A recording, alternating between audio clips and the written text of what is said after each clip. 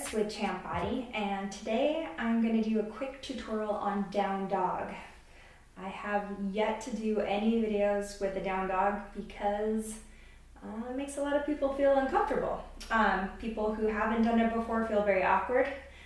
People who have done down dog feel a lot of pain either in their wrists, in their back, in their shoulders, and it is an amazingly beneficial pose and stretch, and it's something that if we spend a little time breaking down, I think most of you who've never done it will learn to feel comfortable, and those of you who do it and hate it might actually learn to like it. So we're gonna break it down. So here is down dog, which as a rider I think is a very important one. So what I'd like everyone to do, if you have like a desk or a table in front of you, I just would like you to place your hands down and straighten your arms. And I want you to start to just look at your elbows. So a lot of times what happens in down dog is people bring their hands too close together, they bring their fingertips pointed in, and they bend their elbows out.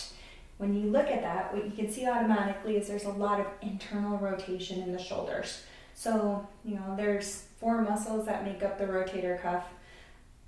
Rotator cuff is synonymous with injury. So what we want to do is we want to protect our shoulders. So right here, what I want you to look at is just naturally the way you place your hands. So go ahead and just start to look and build a pattern of placing your hands a little bit wider and then turning them out.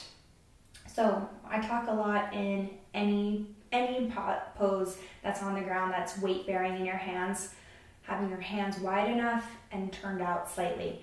I don't do this to be nitpicky, I do this because I really want to protect your wrists and your shoulders. So there's a natural alignment that starts from the tip of our fingers up to our shoulders and can also cause neck pain as well. So it's just about doing proper alignment, and once you do it right, then everything feels better from there. So the next thing, moving up, so we would always have our hands wider, just slightly wider than our shoulders. Don't go to an extreme, just slightly wider than our shoulders, just to allow our chest to move between our shoulders. Fingers rotated out, because what happens naturally is just the internal, external rotation of our shoulders. So just turning the hands slightly out, again, not exaggerating it, just fingertips pointed forward, and then move them out a couple degrees. So that's the placement of your hands. And then what I want you to look at with your hands on a desk or a table is your elbow points. And I know this is getting picky, but we can do a lot of rotation with our hands that never affects our shoulders. And so you can say, Jen, I'm doing everything right with my hands.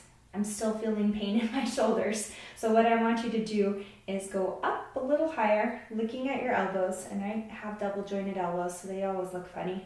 But what I want you to do is the inside crease, where it bends of your elbow. So this is your elbow point and this is the crease, the inside.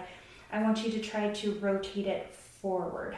So right now they're looking at each other, right now they're looking at you. So what I want you to do is rotate them forward so that you externally rotate those shoulders. So that's going to be our start. Now we're going to take it down to the mat. So let's go ahead and come down to the floor. And I want to talk a little bit about where your shoulder is and your shoulder girdle. So we talked about our hands, nice and simple.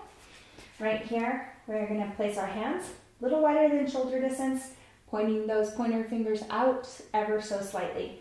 Go ahead and come into a tabletop position. And what I want you to work on here, planting the hands, rotating those elbow creases forward. And now what I want you to do is work on the shoulders. So we're going to do what's called scapula push-ups. And without raising our feet, which you can if you want, but right here we're just going to stay in a tabletop. We're going to go ahead and drop our chest and then raise it up. So without moving our hands, without moving our elbow creases, we're just starting to see how much movement we have just in our shoulders. And what I want you to do is start warming up that scapula. But also what we're doing in this is we're grounding the head of our shoulder into our shoulder girdle.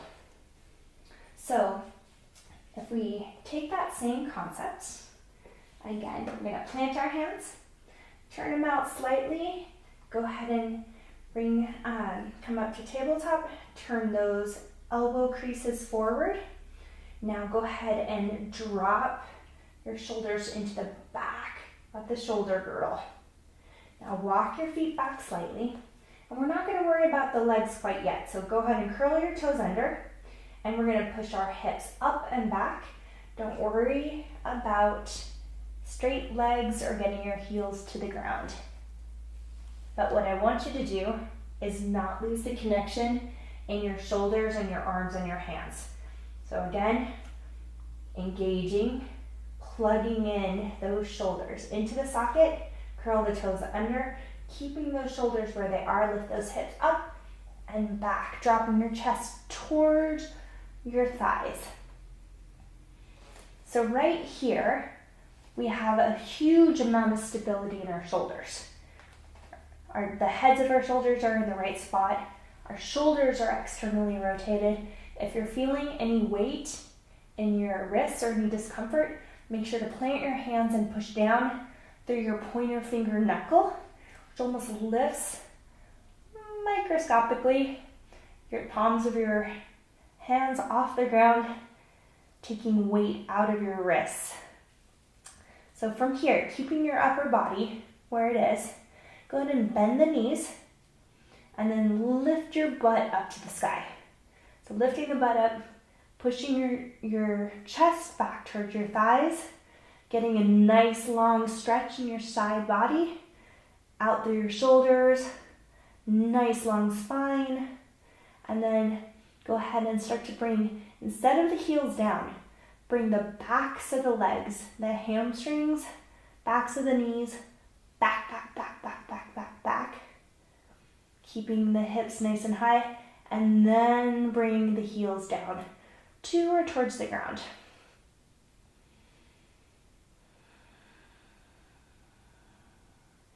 And breathe.